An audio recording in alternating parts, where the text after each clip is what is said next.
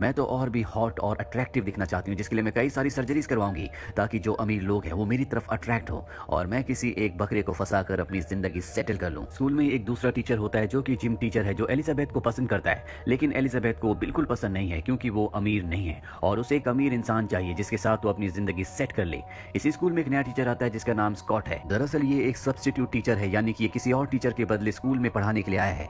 Elizabeth को पता चल जाता है कि ये हैंडसम होने के साथ साथ बहुत अमीर भी है, इसीलिए एलिजाबेथ उसके पास जाती है और अपनी अदाएं दिखाते हुए कहती है क्योंकि तुम स्कूल में नए हो इसीलिए मैं तुम्हें स्कूल दिखाना चाहती हूँ, और उससे बातों बातों में पूछ लेती है कि वो सिंगल है, लेकिन पहले उसकी एक गर्लफ्रेंड थी और एलिजाबेथ उसकी फोटो देखना चाहती है। स्कॉट जब अपनी एक्स गर्लफ्रेंड की फोटो दिखाता है तो पूरी तरह से हताश हो जाती है क्योंकि उसकी एक्स गर्लफ्रेंड बहुत ही सुंदर और बहुत हॉट थी और अब एलिजाबेथ तय कर लेती है कि वो किसी भी कीमत पर अपनी सर्जरी करवाएगी ताकि वो पहले से भी ज्यादा अट्रैक्टिव दिख सके।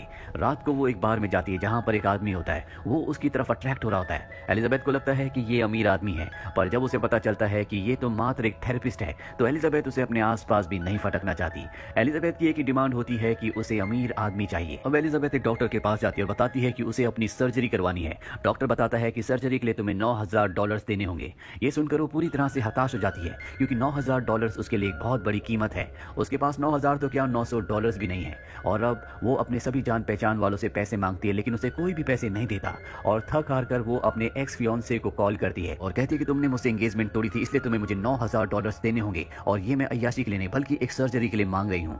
लेकिन वो पहले ही उसका बहुत सारा पैसा खा चुकी है, इसीलिए उसका एक्स फियांसे साफ साफ मना कर देता है, जिससे वो गुस्से में उसे उल्टा सीधा बोलना शुरू कर देती है। पर अब उसके सारे रास्ते बंद हो चुके हैं, उसे कुछ भी समझ नहीं आ रहा होता। और अगले दिन जब वो स्कूल में क्लास में बैठी होती है तभी 7th ग्रेड की स्टूडेंट उसके पास आती है और कहती है कि हम सारे के सारे क्लासमेट इस बार कार वॉश के लिए जा रहे हैं और अगर आपको भी कार वॉश के लिए आना हो तो आप भी अपनी कार लेकर वहां पर आ सकती हैं।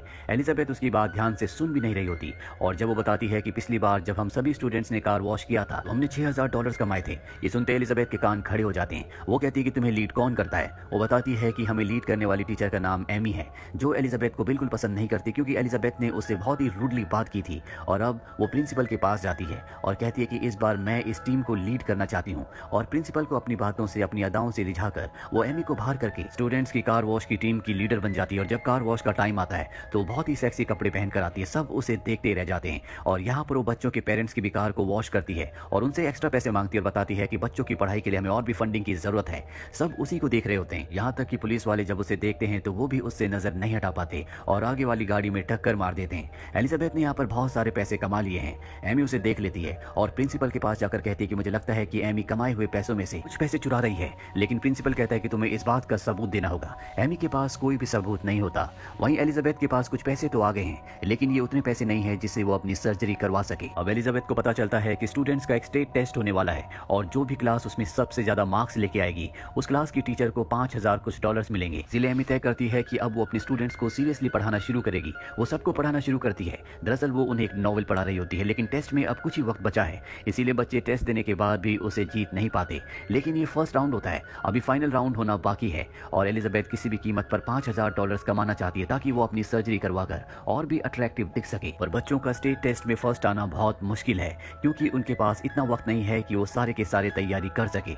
एलिजाबेथ एक प्लान बनाती है और तय करती है कि वो क्वेश्चन आंसर की जो शीट्स हैं उन्हें चुरा लेगी ताकि वो बच्चों को उसी चीज की तैयारी करवाए जो एग्जाम में क्वेश्चंस आएंगे। इसीलिए वो एक एजुकेटर के पास जाती है और उसे सीड्यूस करना शुरू करती है, जिसके बाद वो उसे उसके ऑफिस में ले जाती है और उसके ड्रिंक में कुछ मिलाकर उसे बेहोश करके उसके ऑफिस से उस क्वेश्चन आंसर की शीट को चुरा लेती है जो अब आने वाले एग्जाम में आने वाला है। और इस तरह से एलिजाबेथ की क्लास फर्स्ट आ जाती है, जिसके बाद उसे $5,700 मिलते हैं। अब उसके पास इतने पैसे हैं कि वो अपनी सर्जरी करवा सके। और इससे पहले कि वो अपनी सर्जरी करवाती उसे पता चलता है कि स्कॉट और एमी एक दूसरे को डेट कर रहे हैं। वो किसी भी तरह से इन दोनों को अलग करना चाहती है, एमी को अपने रास्ते से हटाना चाहती है। एलिजाबेथ को पता चलता है कि स्कॉट और एमी बच्चों को पिकनिक पर ले जाने वाले हैं और एलिजाबेथ ऐसा नहीं चाहती, इसीलिए वो एप्पल पर कुछ लगाती है और जब एमी उस एप्पल को खाती है तो उसे रिएक्शन हो जाता है जिससे उसके चेहरे पर एलर्जी हो जाती है और वो पिकनिक पर नहीं जा पाती। एलिजाबेथ को उसके बदले भेजा जाता है। हालांकि एलिजाबेथ स्कॉट को चेज कर रही होती है, वो उससे शादी करना चाहती है, उसे डेट करना चाहती है, लेकिन यहाँ पर जिम टीचर भी होता है जो एलिजाबेथ को शुरू से पसंद करता है। वो एलिजाबेथ से प्यार करता है, इन दोनों के बीच में अच्छी खासी दोस्ती भी है,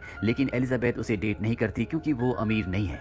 अब रात को दिखाया जाता है कि एलिजाबेथ और स्कॉट एक ही कमरे में होते हैं जहाँ पर एक दूसरे के क्लोज होते हैं और वो सब कुछ रिकॉर्ड करके एलिजाबेथ एमी को सेंड कर देती है ताकि उन दोनों का ब्रेकअप हो जाए।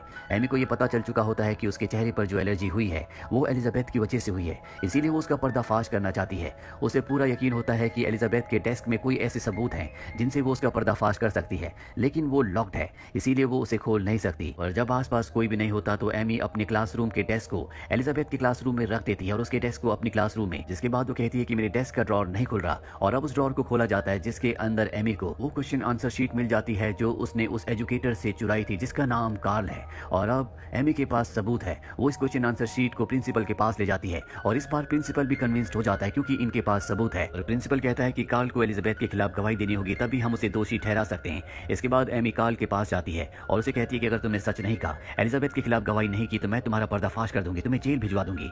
और वो एलिजाबेथ के खिलाफ गवाही देने के लिए मान जाता है। वहीं पिकनिक में एक स्टूडेंट को दिखाया जाता है जो अपनी क्लासमेट को पोएम सुनाकर प्रपोज करता है क्योंकि वो उसे पसंद करता है, पर वो लड़की बहुत सुंदर होती है, इसीलिए वो उस लड़के का मजाक उड़ाती है। दरअसल ये एरोगेंट है, जिस बात से वो लड़का हर्ट होकर वहां से चला जाता है। एलिजाबेथ उसके पास जाती है, उसे समझाती है और जब वो वापस आती है तो सब स्टूडेंट को बताती है कि इसकी भी एक गर्लफ्रेंड है, जिसके बाद सब उसकी तारीफ करते हैं। एलिजाबेथ को यहाँ पर एहसास हो जाता है कि जिम टीचर जो उसे बहुत पसंद करता है, उससे प्यार करता है, कहीं ना कहीं वो भी उसके साथ ऐसे ही कर रही है। जिम टीचर भी वहां पर होता है जो एलिजाबेथ की इस काम के लिए बहुत तारीफ करता है। अब यहाँ पर एमी आ जाती है और एलिजाबेथ को कहती है कि तुम्हारा भांडा फूट चुका है, अब तुम जेल जाने के लिए तैयार हो जाओ। एलिजाबेथ समझ जाती है कि ये सब का सब उस क्वेश्चन आंसर शीट से जुड़ा हुआ है, इसीलिए वो अपने दोस्त को कार्ल के पास कुछ फोटोज लेकर भेजती है जो कि बहुत ही आपत्तिजनक होती है। कार्ल जब अपनी उन आपत्तिजनक फोटोज को देखता है तो पूरी तरह से घबरा जाता है। एलिजाबेथ ने उसके लिए मैसेज भेजा होता है कि अगर उसने उसके खिलाफ गवाही दी तो वो ये सोशल मीडिया पर डाल देगी। और अब अगली सुबह दिखाया जाता है जहां पर एलिजाबेथ प्रिंसिपल के सामने बैठी होती है और तभी वहां पर एजुकेटर कार्ल आता है, जिसके चेहरे पर दुख और गुस्सा होता है। सबसे पहले वो एलिजाबेथ को गुस्से से देखता है और इसके बाद वो उसी के पक्ष में गवाही देता है। वो कहता है कि एलिजाबेथ पूरी तरह से निर्दोष है और इस तरह से उसके ऊपर जो इल्जाम था वो हट जाता है। अब एलिजाबेथ कहती है कि मुझे पता चला है कि कोई टीचर स्कूल में नशा करती है। दरअसल एलिजाबेथ ने अपने डेस्क को देख लिया होता है, उस पर वो स्टिकर होता है जो एमी ने अपने डेस्क पर लगाया था, इसीलिए वो समझ गई थी कि एमी ने डेस्क को एक्सचेंज किया है और उसका जो डेस्क होता है उसमें नशीली चीजें हैं, इसीलिए स्कूल में पुलिस को बुलाया जाता है। और जब एमी के क्लासरूम में पुलिस जाती है तो पुलिस को उसके डेस्क में नशीली चीजें मिलती हैं जो दरअसल एलिजाबेथ की है। पुलिस एमी को पकड़ लेती है क्योंकि अब वो पुलिस की नजर में गिल्टी है और अब उसे यहाँ से एक दूसरे स्कूल में ट्रांसफर कर दिया जाता है जो स्कूल एक बहुत ही छोटे से कस्बे गांव में है। अब एलिजाबेथ ने अपने और स्कॉट के बीच में से एमी को हटा दिया है। स्कॉट उसके पास आता और कहता है कि मैं तुम्हें डेट करना चाहता हूँ, पर वो कहती है कि जिम टीचर यानी कि रसल से मेरी अच्छी खासी बॉन्डिंग है, हमारे बीच में बहुत सारी चीजें कॉमन है, इसीलिए मैं ऐसा नहीं कर सकती।